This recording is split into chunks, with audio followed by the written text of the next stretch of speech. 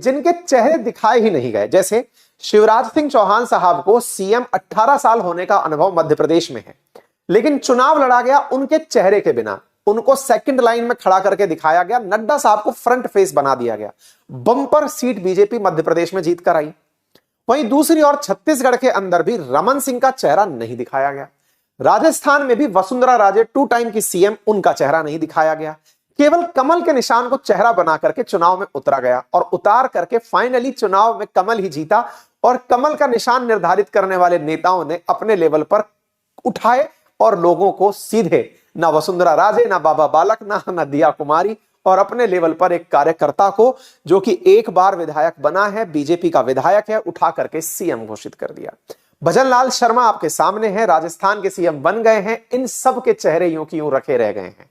आप इससे अंदाजा लगाइए कि कई बहुत बड़े सीनियर कद्दावर नेता भी इस बारे में अंदाजा नहीं लगा पाए थे कि राजस्थान का सीएम कौन होगा।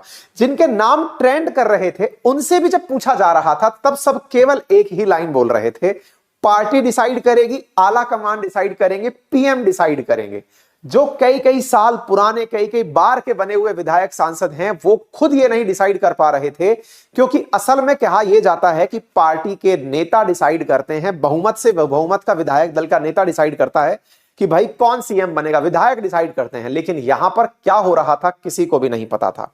राजस्थान के नए मुख्यमंत्री फिलहाल भजनलाल शर्मा हैं और ये मूलतः भरतपुर से रहने वाले हैं। जयपुर की सांगानेर सीट से ये विधायक की सीट जीतकर आए हैं और इनके साथ में दिया कुमारी और प्रेमचंद बैरवा को उप मुख्यमंत्री बनाया गया है। वासुदेव देवनानी को विधानसभा के स्पीकर के पद पर सीएम, मतलब बीजेपी प्रोजेक्ट करेगी तो वो बन ही जाएंगे।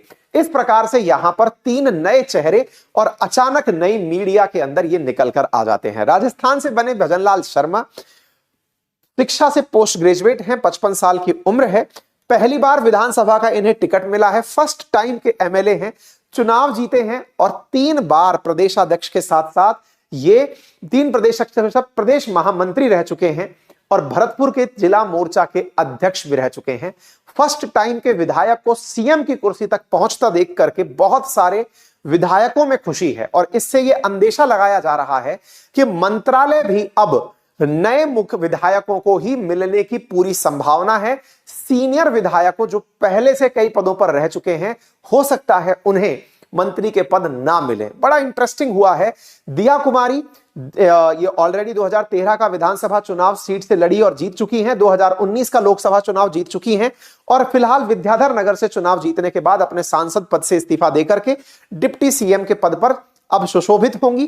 साथ में डॉक्टर प्रेमचंद बैरवा जो कि राजनीतिक कैरियर में 2013 में पहली बार दूदू से विधायक का चुनाव जीते, 2018 में निर्दलीय चुनाव हारे, 2023 में भाजपा ने फिर टिकट दिया और जीत दर्ज की और इस प्रकार से अब ये डिप्टी सीएम बन गए हैं। आज वीडियो ऑफ द डे के नाम पर वसुंधरा राजे जी के हाथ से भजनलाल शर्मा जी का नाम अनाउंस किया जाना सबसे बड़ी बात बन रही है। बहुत ही जबरदस्त पॉलिटिकल मंच तैयार था। राजनाथ सिंह जी को भेजा गया था केंद्र की तरफ से कि आप जाइए और जाकर के राजस्थान में सीएम पद की घोषणा करके आइए। उनके साथ 2 पर्यवेक्षक और भी भेजे गए। मंच सजा था, वसुंधरा राजे जी राजनाथ सिंह जी के साथ में बैठी थी और उन्हें एक पर्ची सौंपी जाती है कि आप बोल दीजिए कि किसका नाम है। यहां पर वसुंधरा राजे जी खुद कहती हैं कि मैं भजनलाल शर्मा जी को सीएम का नाम प्रस्तावित करती हूं कि वो सीएम बने।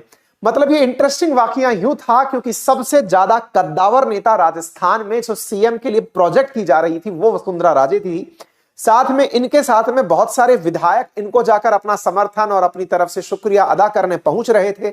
माहौल पूरा टाइट था कि वसुंधरा राजे ही सीएम बनेंगी और पूरा पॉलिटिकल इस तरह का जो खेला हुआ, मंचन हुआ, जिसमें कि इन्हीं के हाथ से पर्ची खुलवा कर बुलवाया गया कि आइए और भजनलाल शर्मा जी को सीएम बनाने की घोषणा की जाए। भजनलाल शर्मा जी जब पूरी विधायकों के, जीते हुए विधायकों की तस्वीर खींची, उसमें सबसे अंतिम पंक्ति में खड़े हुए थे। ऐसा ही मध्य प्रदेश में हुआ, अंतिम पंक्ति में खड़े हुए विधायक को निकाल करके सीएम का पद दिया गया। इसके बहुत सारे मायने हैं। सबसे सकारात्मक मायना तो यह है कि जो आम क्षेत्र में इस समय काम कर रहे कार्यकर्ता हैं, देखिए जब भी किसी नए को या युवा को मौका मिलता है, उससे सबसे ज्यादा मोटिवेशन नए कार्यकर्ता का, जोश नए कार्यकर्ता का बढ़ता है। क्यों? क्योंकि नए कार्यकर्ता में जोश यह है कि यदि ये सीनियर्स इस तरह से लंबे समय तक पदों पर बैठे रहे तो फिर नए कार्यकर्ता को, नए विधायक को तो कभी उस पद पर पहुंचने का मौका ही नहीं मिलेगा। और अगर सीनियरिटी से ही यही डिसाइड होता रहा तो सब लोग मरने का इंतजार करेंगे कि ये कब मरेंगे तब जाकर के हमारा नंबर आएगा। लेकिन ऐसा नहीं होना चाहिए। राजनीति में सबको मौके मिलने चाहिए और इसी कारण से पार्टी के कार्यकर्ता में जोश भी बनता है कि जब एक बार के विधायक का सीएम में नंबर आ सकता है तो पार्टी के प्रति वफादारी का भाव बढ़ता है। और शायद यही यहां पर किया भी गया है। अचानक जैसे ही ये हुआ, जिनके नाम न्यूज चैनल वाले चला रहे थे उनसे पूछ रहे हैं कि सर बताइए आपको कैसा लग रहा है। सर कह रहे हैं कि हमारे यहां पर कोई नाराज नहीं है।